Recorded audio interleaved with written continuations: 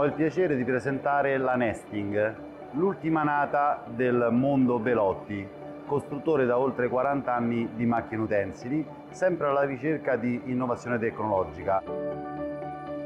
Già noto su vari settori per lavorazione del carbonio e di leghe leggere, con questa macchina prendiamo ancora di più il mondo della lavorazione lastre e quindi lamiere, allumini, plastiche, resine.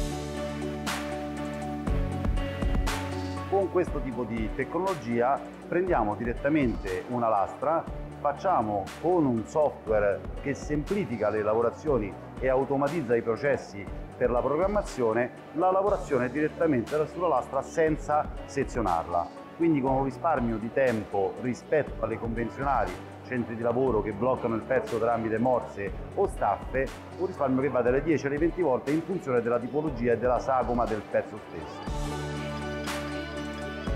Gli esempi in bacheca evidenziano varie tipologie e forme di particolari con tempi ciclo notevolmente più bassi rispetto alle tecnologie convenzionali.